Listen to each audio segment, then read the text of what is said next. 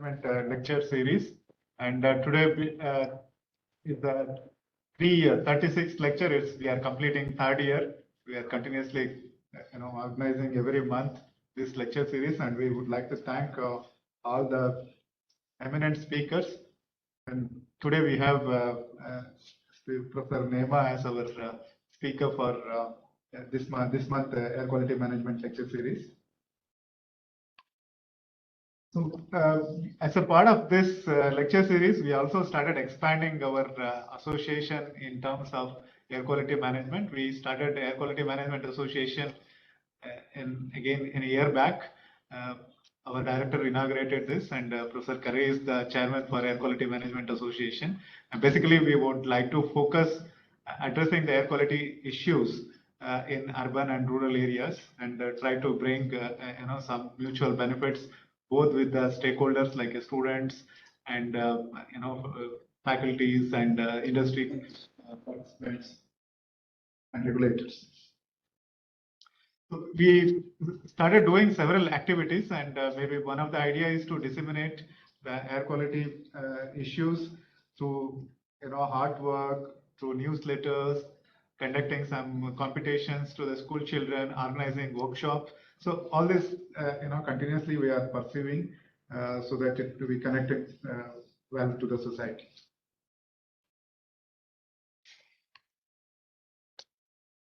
And that this air quality management lecture series also is some background for Genesis.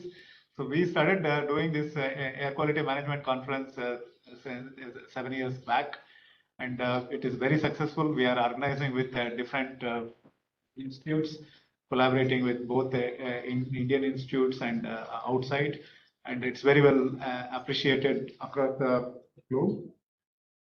And this year conference will be happen in 4th to 8th December 2023, and this will going to held in IIT Bangalore.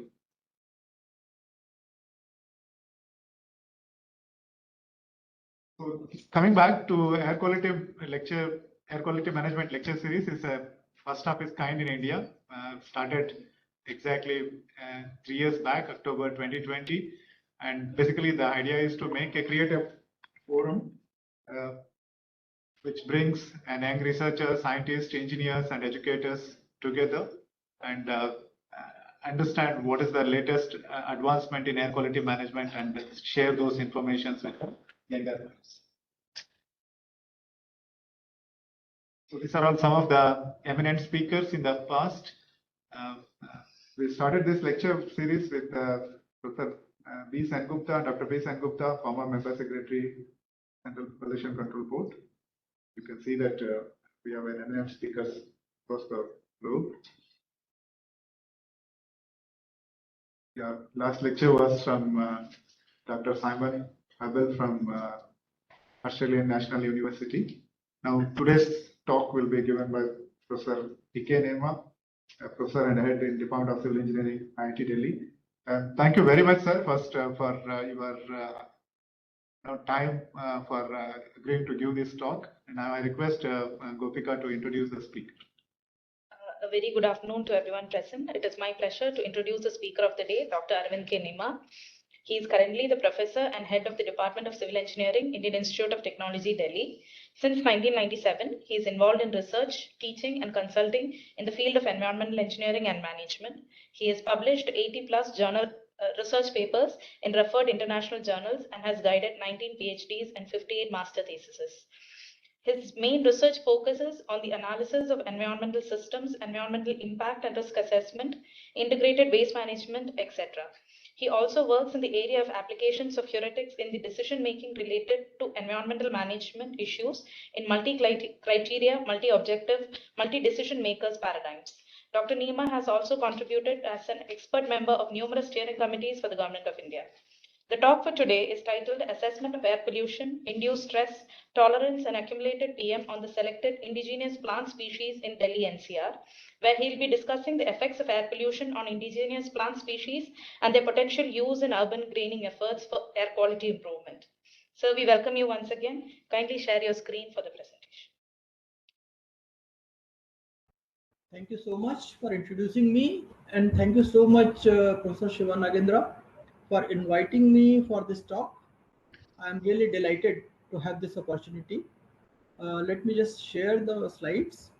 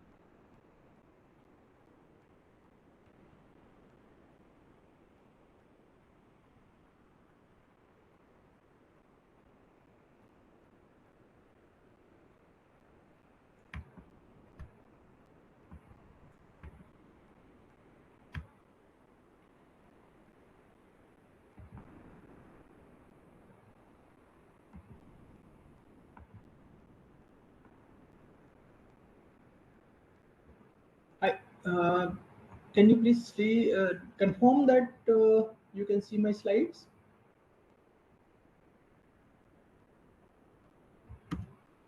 My slides are visible? Yes, sir, it's visible.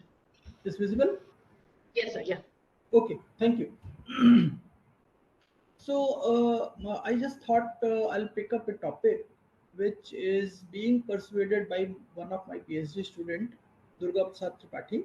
I have mentioned his name here, and he was very keen on understanding that we cohabitate cities along with several other things, including concrete buildings, but more importantly, along with our various plant species. So he wanted to study how and what type of role indigenous plant species are playing in the context of air pollution. Do they get stressed? How much can they tolerate? What type of accumulation potential they have with regard to various pollutants? But he just wanted to focus on particulate matter. Since we thought that scope is going to be too big, we selected some of the indigenous plant species in and around Delhi NCR region. So that's the topic. We wanted to understand how plants behave under the stress, meaning if there are elevated pollutant concentration level in the ambient air, how do they behave? How much can they tolerate? That will help us in using various combinations of plant species as a part of the green belt and other tree plantation related aspects, which normally any city would like to exercise. So that's the topic. So I'll go through this topic, and I'll be happy to answer any queries if you have at the end. So the idea is here and the context is here. Even in best case scenario for urban and industrial planning, air quality related impacts for various Indian cities are likely to become double by 2030. This is an estimate, and this assumes that we are trying our best in terms of greening the cities, going for e-vehicles and all those things. Even with that, it's quite likely because our mega cities of India are under serious stress of urban growth. And to underline that, urban growth and uh, urban growth in terms of mega cities is inevitable. Even if Government of India is planning to develop the medium-sized cities with all possible infrastructure, we will have a very rare possibility that cities like Mumbai, Delhi, Chennai, Calcutta, Hyderabad, Bangalore will not really grow in terms of population, in terms of excessive use of vehicles and all other things. So it's quite likely that this problem will have a difficult situation in terms of self-correction. So that's our premise in terms of problem statement. The obvious thought Local concentration of air pollutants are greatly affected by the form of the city. Even if per unit length of the road, vehicles are similar in Mumbai and Delhi, I would say the pathway, which is air in this case, behaves very differently in case of Delhi and Mumbai. One is coastal city, one is landlocked city. Wind pattern is very different. Atmospheric conditions are very different. So it's very localized issues which govern overall pollutants fate. Urban design, if integrated with other measures, could play an important role in enhancing dispersion of air pollutants and in limiting the human exposure. What we are trying to say is urban design, if carefully done, can play a very important role in addressing the issue related to air pollution. Although the growth is inevitable, all possible means are being tried to control and reduce the sources of emissions. But still, we need to do something more in order to protect our human receptors in terms of their exposures. So that's the premise on which we are working here.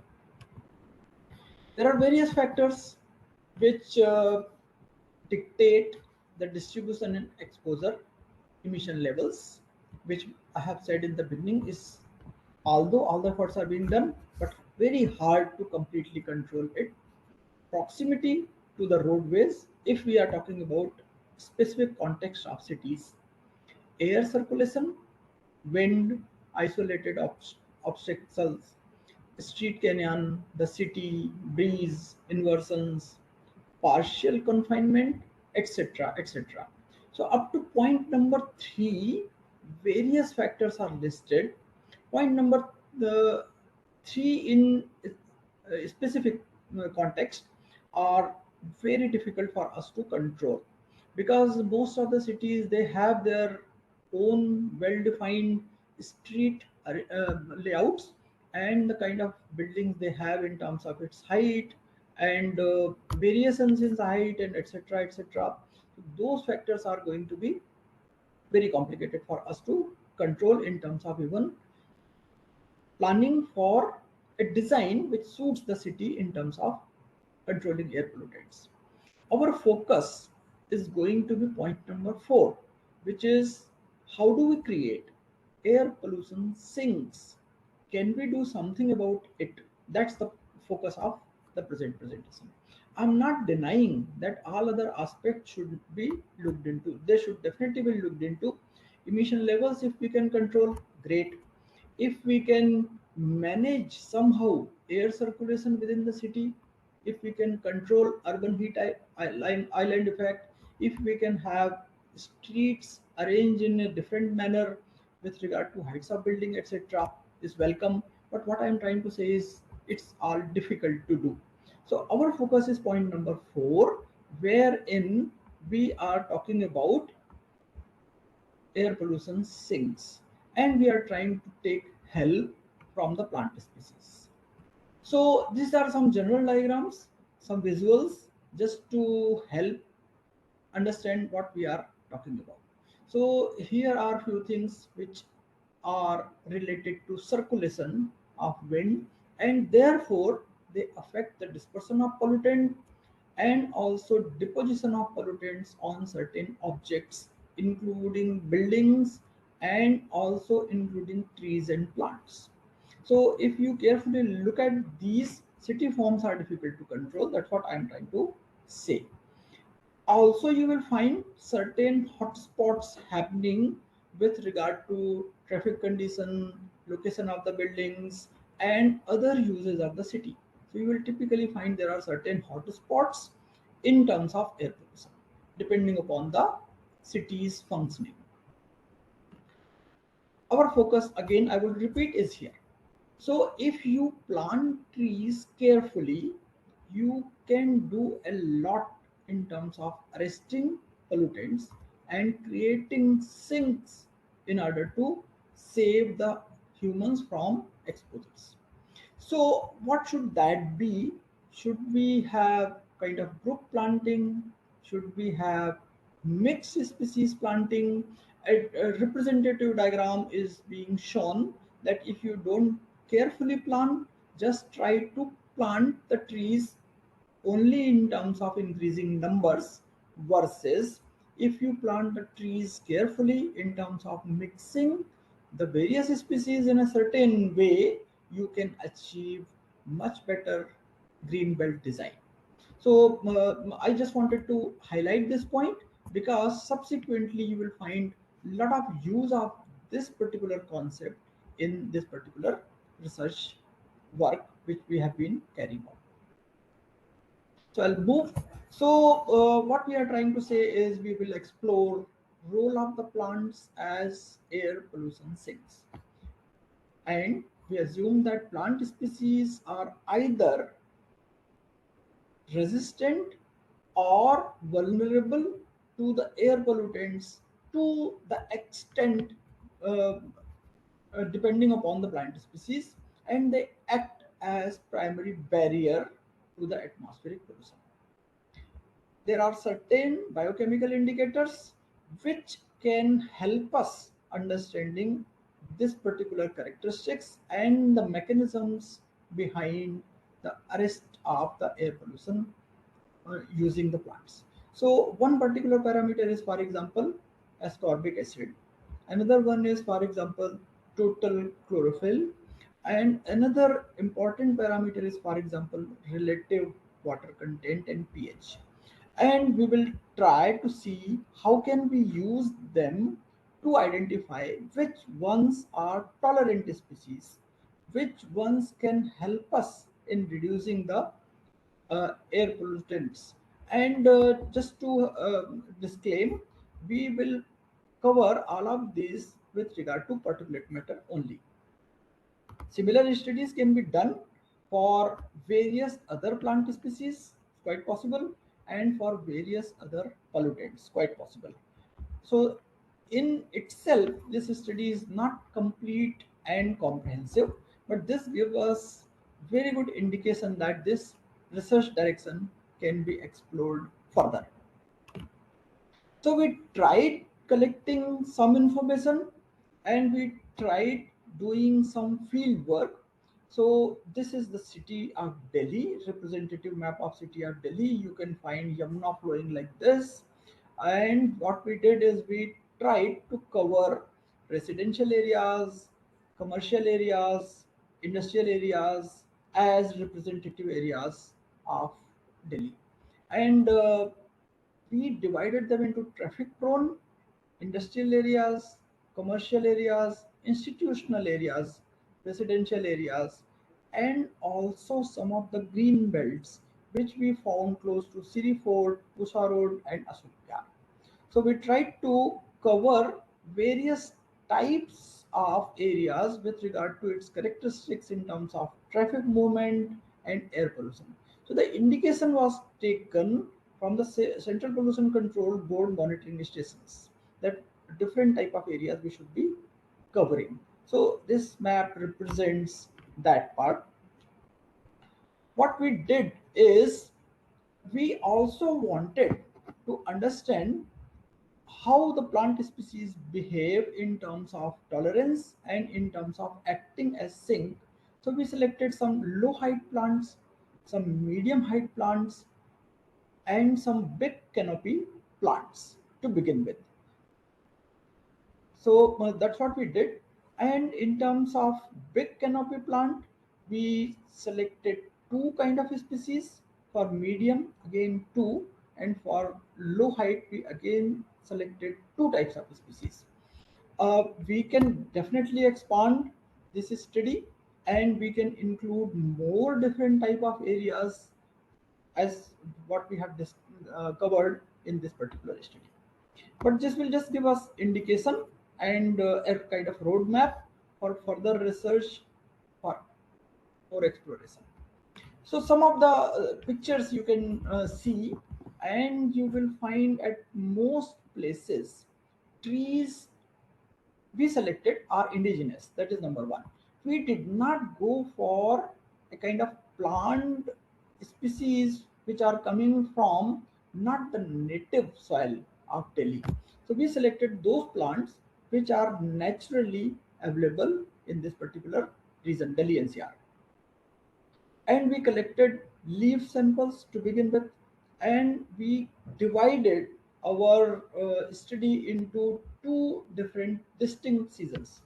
One is pre-monsoon season and second one is post-monsoon season. We could cover more seasons like winter, etc., etc., but this part of the presentation covers these two. We calculated weight of the leaf, we collected number of samples, and then we did average kind of dry weight, moisture content, and the particulate matter present there. We measured the dimension, its length, width, thickness, area, etc. And then we analyzed how much particulate matter is being attenuated in those leaves. Biochemical parameters such as relative water content, leaf pH, chlorophyll content, and ascorbic acid concentration also we calculated. And based on this, we calculated certain indices, which I'll show you subsequently. And you will find these trees are many a times close to the road. So they are exposed to the higher concentration of pollutants. Our selected plant species, there are some description and significance of those plants. For example, a popularly known people tree was selected, and there is some description given. This tree is a native tree of this area, that is number one. And number two, this tree is of religious importance, not only in Hinduism but even Buddhism and Jainism. And this tree is one of the very robust trees which is found in this particular area. The neem tree, which everybody is, the people tree is very familiar tree of this area. Similarly, the neem tree also is very popular and very common species in this particular area. And we selected second tree, which is these two, we consider them as big canopy trees for our studies. Then we took some medium canopy trees, medium height trees. One was fig, and then other was ficus. So these also we covered. Then we covered some other, which include the false aspera tree and bougainvillea tree. And then we tried to do scanning electron micrographs of the leaf surfaces of the selected plant species. What we wanted to understand is the kind of pore size which is available, and what type of surface, leaf surface is available for arresting the particulate matter, and also what type of leaves with what type of structure will be more favorable in terms of tolerance of those trees. We continued with some lab work wherein we tried to analyze the ascorbic acid content and chlorophyll content. So, for example, high chlorophyll leaves are highly resistant to air pollution. That is what is reported. Why we selected this type of parameters is done with the help of some literature review. And we have found in the literature what was reported is concentration of ascorbic acid is one of the key indicator for how resistant the tree leaves are, or the particular tree species is, with regard to environmental stress such as air pollution, drought, etc., etc. So we took these two biochemical parameters as major indicators apart from pH, water content, and other aspects. Relative water content also a very important parameter, and also leaf extract pH, because some of the pollutants do affect the pH of the leaf. That is what we observed subsequently, and the similar thing was reported in some of the literatures which are quoted here. So this is a typical textbook diagram, and it says that with regard to any particular biochemical parameter, air pollution tolerance index, how does it vary? So with regard to pH, what type of variations you may observe. With regard to chlorophyll content, what type of changes you will observe. With regard to ascorbic acid, what type of changes you will observe, and what type of changes you will observe with regard to relative water content. So this is the textbook diagram which we wanted to verify with the help of our study, and we wanted to check the suitability in the context of Delhi NCR for the native plant species. So a lot of things were done. This is typically our experimental methodology, and I don't want to go into details of this, but that's what we did, collecting several leaves, preserving them carefully, and doing some analysis quickly so we don't lose, for example, water content, etc. And some of the other analysis was done accordingly. And we calculated air pollution tolerance index with the help of this formula, which is A into P plus T plus R divided by 10, where A is ascorbic acid content in milligram per gram of dry weight, P is the pH of the leaf extract, T is the amount of total chlorophyll content, and R is the amount of relative water content. And APTI is actually broadly adopted in biomonitoring research. It is an ideal environmental tool for determining the response of vegetation towards atmospheric pollutant. So we use this particular index to understand how different plant species behave with regard to the stress which is due to air pollutants. We tried using this concept, and we tried plotting various biological parameters against the APTI. Which particular parameter affects how much we wanted to see, and we found, except a few, there was a good correlation. For example, for few cases we found there is a very good correlation. Some places there was not so good correlation. So for example, pH. So a positive association was observed between ascorbic acid and total chlorophyll content, relative water content, etc. However, with pH, the association was very poor. And we tried comparing pre-monsoon and post-monsoon seasons, and we found that maximum APTI values of 10.73, 10.27, 10.02, etc. were observed during pre-monsoon season in the traffic-prone institutional and industrial areas respectively. In post-monsoon season, the APTI values were lower. You can see the values 9.86, 9.7, and 9.19 for industrial, traffic-prone, and commercial areas. And we observed that APTI values decreased by 7.35% from pre-monsoon to post-monsoon season. This result puzzled us for quite some time. We expected post-monsoon season, when the rain has washed the tree leaves, you will find the APTI values on increasing side. But we found the reverse. And the possible reason, which is reported in the literature, and is possibly immediately just before the summer season comes, which is February and March, etc., wherein we did our pre-monsoon sampling, we realized that most of the trees shed their leaves, and there are very new tree leaves on the trees. What happens is they have some very peculiar sticky material when they are very young tree leaves.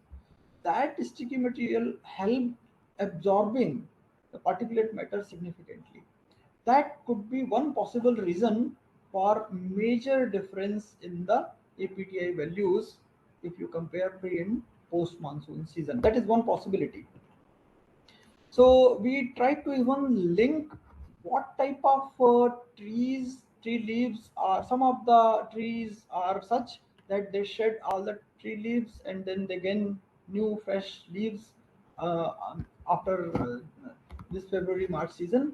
But some trees like Ashoka will have almost throughout the year uh, quite a good thick canopy in terms of tree leaves.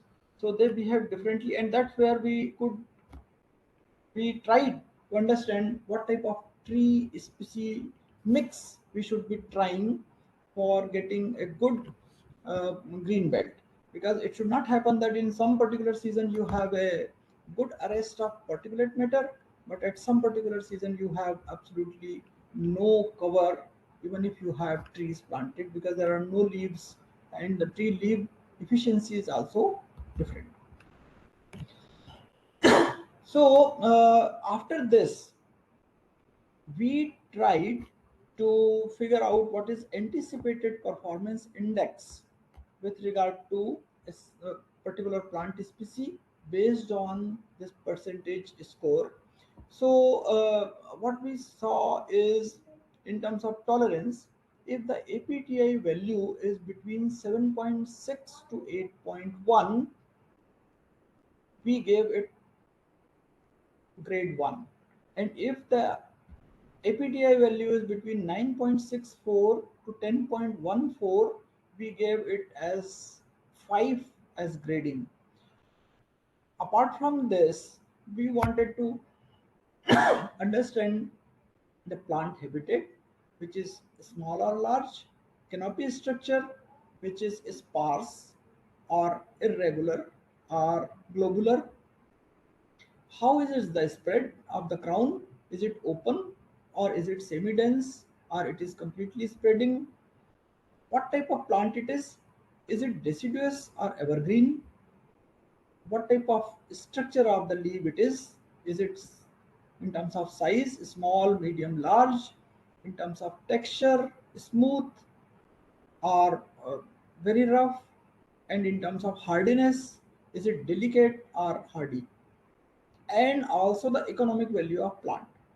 So what we did is we tried to give them certain kind of grading in terms of plus and number of pluses depending upon the suitability of APTI, etc., suitability of its habitat, canopy structure, type of plant, etc., etc., etc.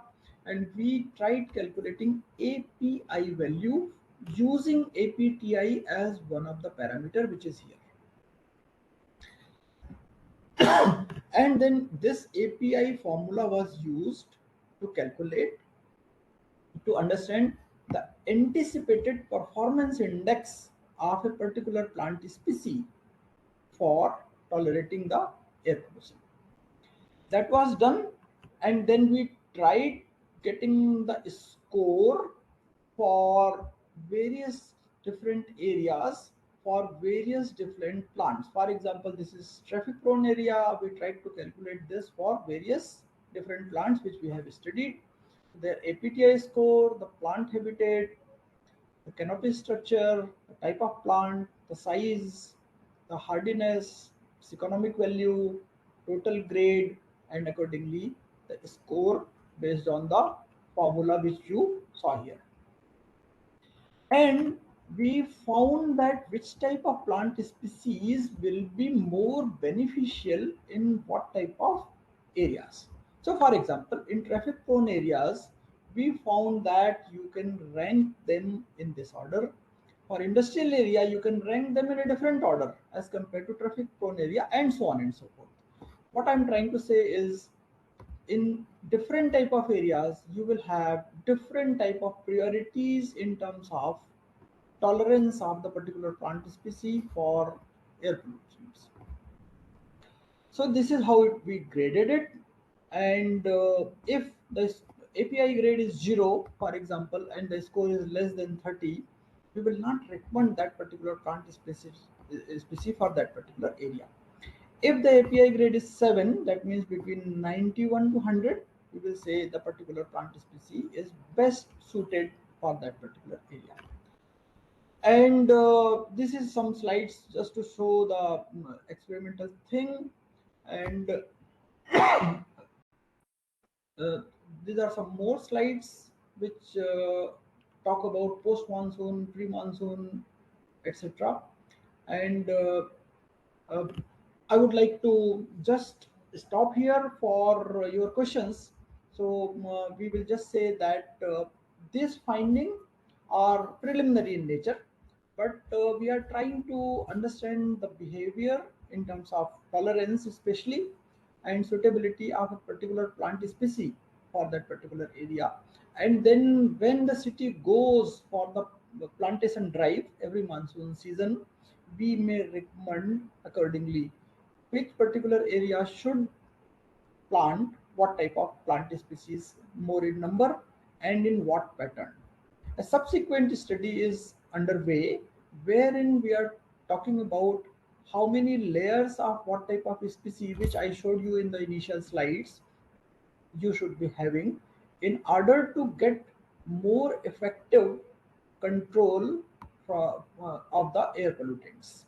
So this is just one small study which I just thought I'll share with you and try to get your comments on this. These are some references. Thank you. I'll be happy to take questions.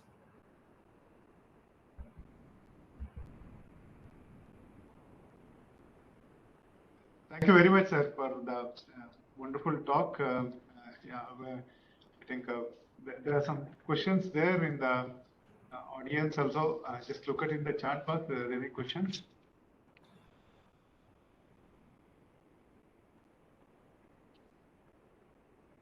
See, I think one participant is asking, I would like to know how to utility assess this knowledge in the field. Correct. So our idea is to suggest what type of plant species are more suitable in what type of areas. For example, if you have traffic prone area, what type of species should you go for? If you have industrial area, what type of species should you go for when you go for tree plantation? Because government of Delhi every year plants lakhs of trees, but they just plant the trees, don't care that what type of species they are planting in which area. We are trying to fill that gap and we are trying to answer that. What type of species for what type of areas are more suitable? So that is that clear, Mr. S.K. Gupta? I think you are asking this question. First question, am I correct? Yeah. Right. I think you just wanted to say that how do we utilize these kind of a knowledge in the field for Correct. implementing this? I think, yeah. Correct. So this knowledge will be helpful in green belt design, and also when you go for tree plantation, what type of species should you go for? Sir, maybe in the, just to continue with in the same lines, for example, this particularly the traffic pollution is basically with a limited area of impact. So, but for us, industrial emissions will be a larger area of impact. So you also bring some aspect of like, from the traffic side, what kind of plantation will be beneficial. Correct. So actually that was there in one of the slides. You can still see my slides, I hope. Yes.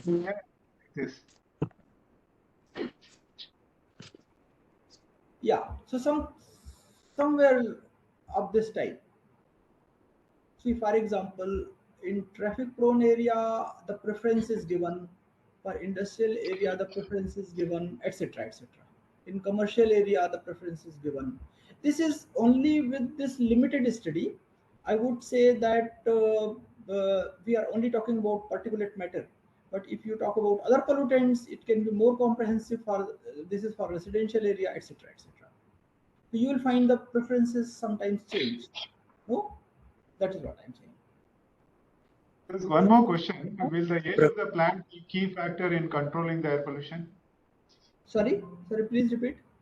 Will the age of the plants be key factor in controlling the air pollution? Yes, you are right. Age of the plant is a key factor in controlling the air pollution. Absolutely correct. And this study was generic. However, we found that those results are not in this, but you are absolutely right. The younger plants are less tolerant to air pollutants as compared to mature plants. That we have found, but I have not presented that part here. You are absolutely right. Younger plants need little protection, and if you are planting the trees in the polluted areas, you need to water them more carefully, including washing their leaves in the first few years. That will be very useful.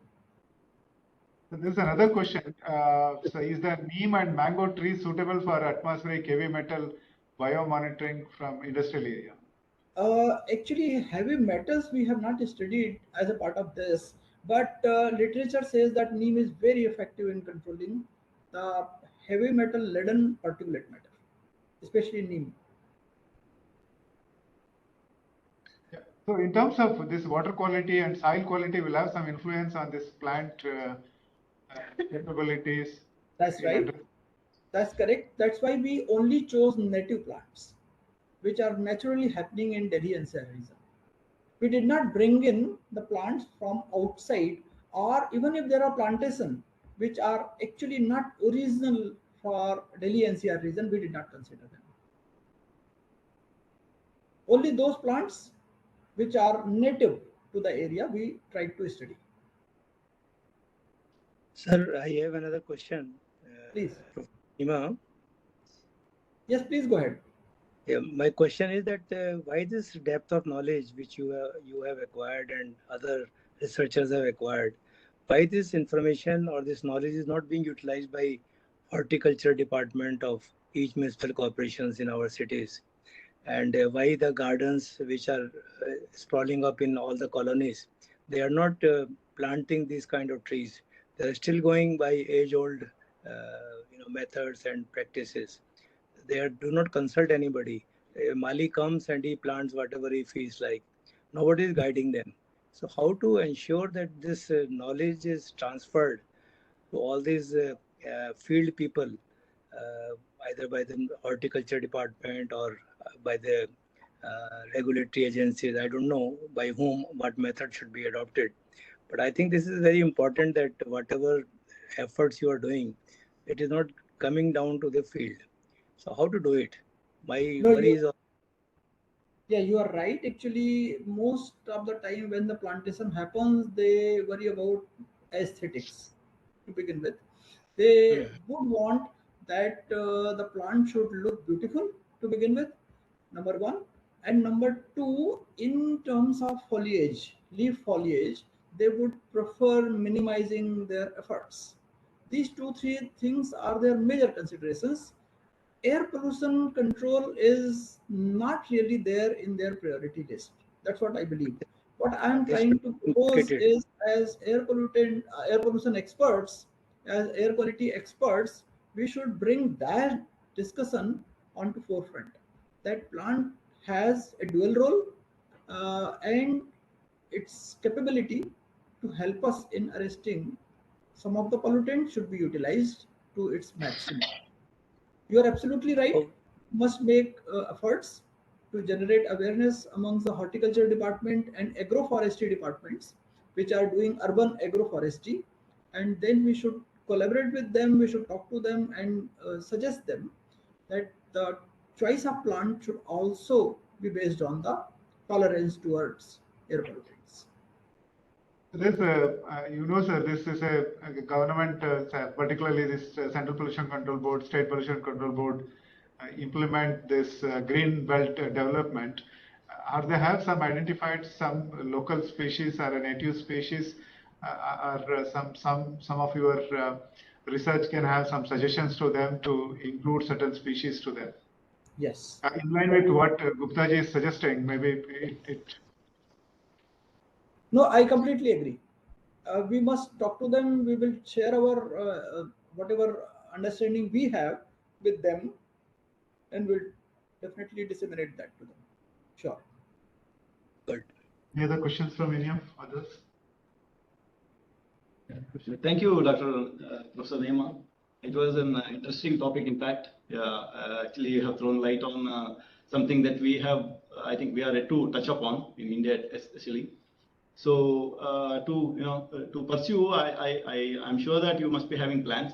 Right? I mean, till now, probably what we have heard is about qualitative assessment of these plantations or patterns. So, are you planning to pursue it to a level when we assess quantitatively how much will be the removal for each pollutant and against the species that are going to be studied? Yes, we are working on that. Actually, what we want to do really is we want to propose the kind of suitable green belts for a given situation. So the way you, for example, design your wastewater treatment plant knowing the input parameters, if you can design your green belt knowing the ambient conditions in terms of air pollutants, that will be great. That's our probably next step, and we are working towards that. That's great. Thank you. There's one question, this importance of preserving particular plant species in urban environment and broader benefits they offer beyond air quality improvement. So do you have some comments on that? That I completely agree that there are other benefits of plant beyond the air pollution control. That's right. And that is where the priority of horticulture department or agroforestry department lies normally. What we are saying is those are already the priorities. We want to bring in air pollution related aspects into their priority list. They want least maintenance, low foliage, ornamentally good looking plants. That is their priority normally. And so our idea is to bring in air pollution related aspects also as one of the important parameter in their selection of species. That's right.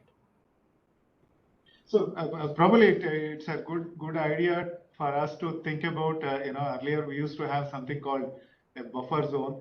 So if you go beyond certain city, there used to have a green belt which generally had some kind of an sink for all the pollutants which contribute by the urban areas. I think it's important for us to we should look into that. Absolutely, you're right. Absolutely right. Earlier, for example, Delhi and Gurgaon, there used to be a buffer zone of about 1.5 kilometer. There was no commercial or residential or industrial activity in between, only agriculture fields. But now there is nothing like boundary of Delhi and boundary of Gurgaon. They are all merged. So continuous jungle of concrete you can find in Delhi Gurgaon or Delhi Noida or Delhi Faridabad, anywhere. So what I'm trying to say is what you have said just now. We must have buffer zones which are thick and green with right type of species planted. Those should act as sinks for benefit of air pollution control. Absolutely correct. Chennai is better placed because you have one place, good number of green cover and also sea.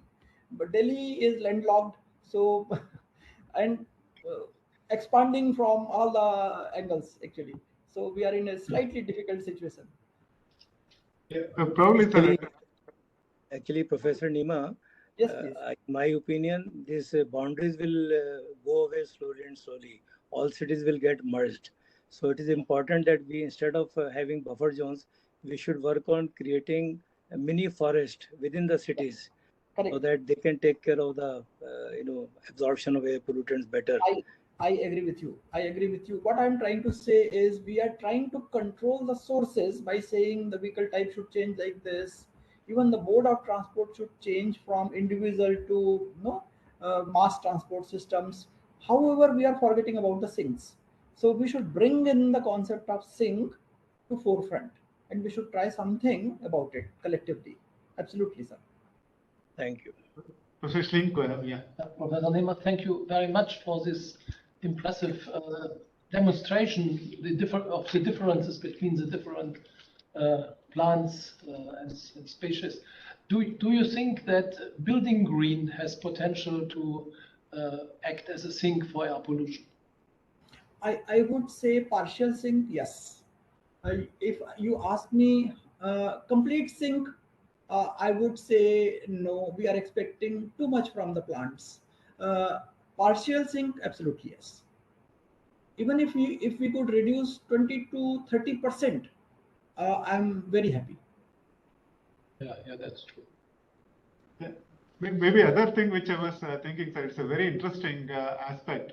Maybe probably the green cover will also enhances some amount of local circulation. In turns, it also dilutes, air Yes. pollution aspect, and probably that is also another aspect we should look into. That's absolutely correct, Professor Shiva. Actually, this particular study only focuses how what are the mechanisms, how tree leaves are behaving, etc., etc. But tree as controlling the wind direction and the pollutant laden wind, how it is getting filtered, obstructed, more turbulence is generated, and then pollutants are settling. So there are a lot of interesting things which can be studied. Absolutely. So that is why I talked about different heights, different canopy of the plants also play very important role, not just the leaf surface. But this presentation was only for the leaf surface. Thank But you very much. certainly there are many more things which we need to study and before we really recommend the green belt design. Thank you. Any other questions from anyone? They are using this Miyawaki forest concepts, like whether that has influence. Yes. Miyawaki forest, some concept Correct. is there. That's correct. And that's an excellent example, I would say. I'm trying to theoretically calculate the equivalent of that for Indian condition. You are absolutely correct. Okay, thank you very much, sir, and thank you very much for a wonderful talk and bringing some new insight about how the although we live with the green, but we never care for protecting and enhancing it. So in that context, this lecture was very useful, and as you always demonstrate, come out with some application side. So this is another application which indicates that how air pollution can be managed in an urban area. So before we close, I just request everybody to start the camera. We'll have one group photo with Nema sir, and then just all of you just come this side so that you can all join together. Otherwise, camera is not able to move other side. Come here. No, all of you just be there so that camera can be. Yeah.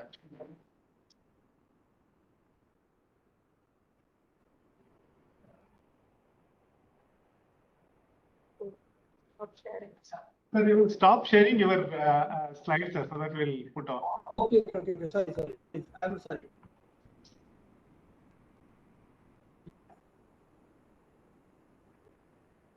It's okay? Yeah, fine, sir. Yeah. Thank you.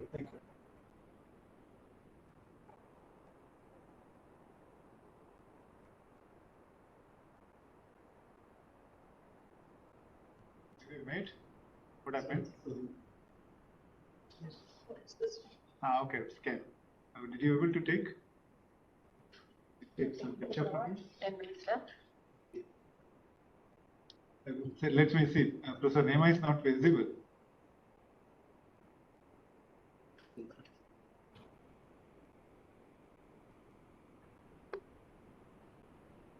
His camera is not coming.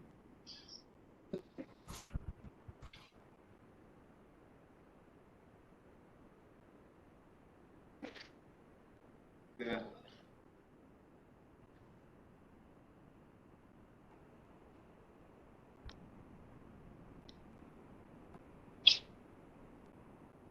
Just a minute. Maybe we'll see. Maybe the internet connection may be issue.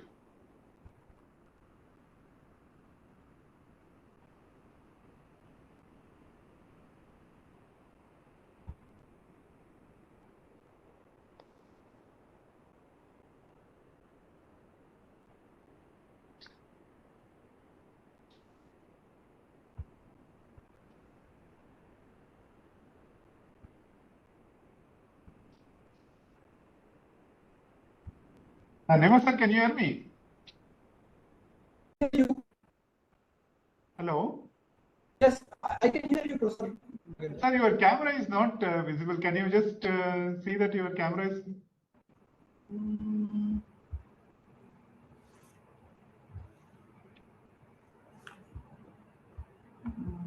my settings are fine. I don't know what is happening. It was earlier visible, right? Yeah, earlier it was visible. Just see one more time. Sir, can you just log out and just join us again?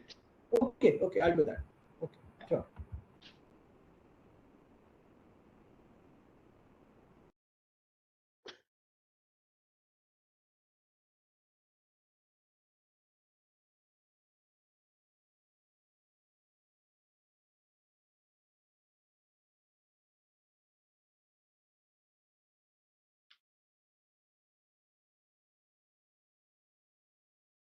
We can also start Gopika's camera. They can come.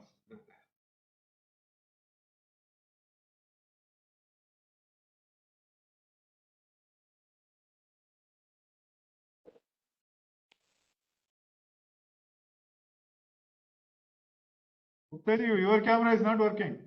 My camera is not working. Yeah. Okay. Is it working now? Not yet. I don't know what's happening. We're not able to see you. I will disconnect so that others' photo can come. No. Yeah, hello, Nema sir. It's coming, sir. Guptaji, see? Okay. Good. Yeah, good. And let's see Nema sir now. Where is he? Close it, Gopika. Is it fine, Professor Shiva? Still now also we are not able to see you. Yes, sir, we can see. Fine. Sunil is there. Okay, good. Yeah. Can you just take a picture?